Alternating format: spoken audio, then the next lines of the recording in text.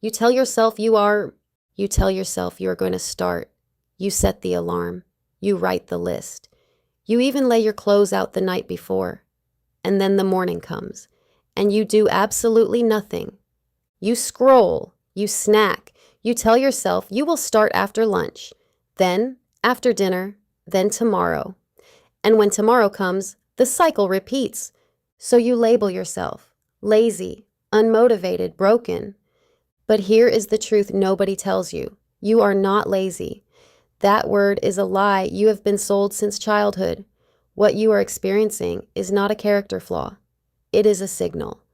And if you ignore that signal, you will stay stuck for years.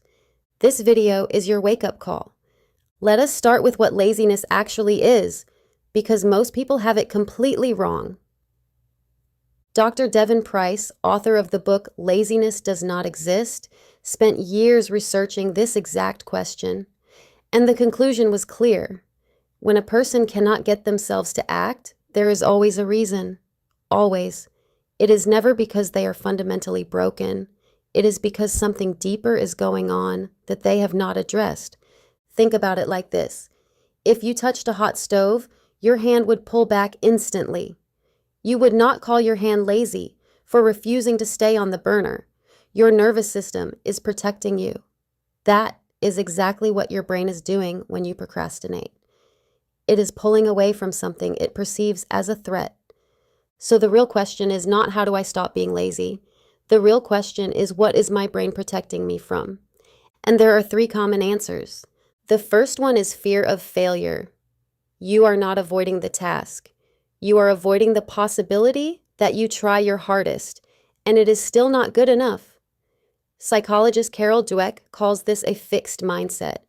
When you believe your abilities are set in stone, every task becomes a test of your worth. So your brain does the only logical thing. It keeps you from starting because you cannot fail at something you never attempt. But here is what Dweck's research also found. The moment you shift to a growth mindset, where effort is the point rather than the outcome, the resistance starts to dissolve.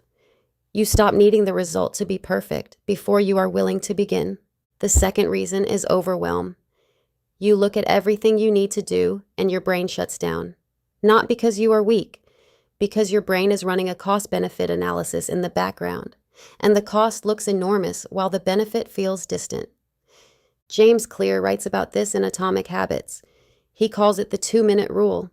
If you want to break through overwhelm, shrink the task until it takes 2 minutes or less.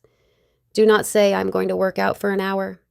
Say, I am going to put my shoes on. Do not say, I am going to write the whole report. Say, I am going to open the document and write 1 sentence. This sounds almost too simple, but that is the point. Your brain does not resist small actions.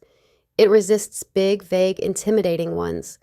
When you make the first step tiny enough, you slip past the resistance before your brain even notices. The third reason is dopamine burnout, and this one is the silent killer that almost nobody talks about.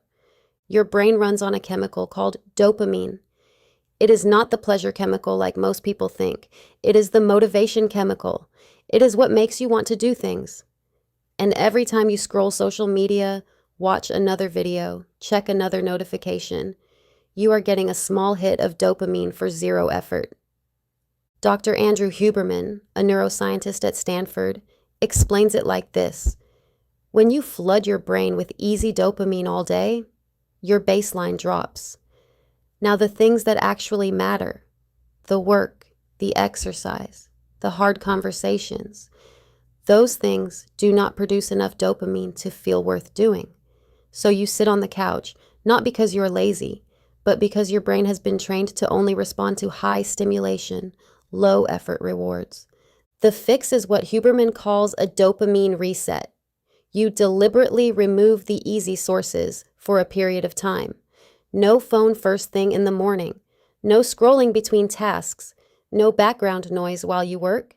It is uncomfortable at first, but within a few days, your brain recalibrates.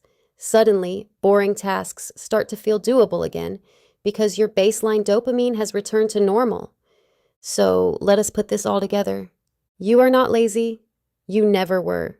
Your brain is either protecting you from failure, shutting down because the task feels too big, or running on empty because you have drained your dopamine on things that do not matter. The fix is not more willpower. Willpower is a limited resource.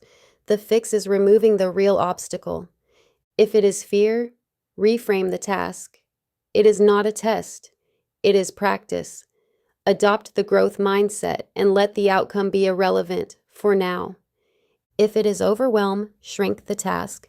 Use the 2-minute rule. Make the first step so small your brain cannot justify avoiding it. If it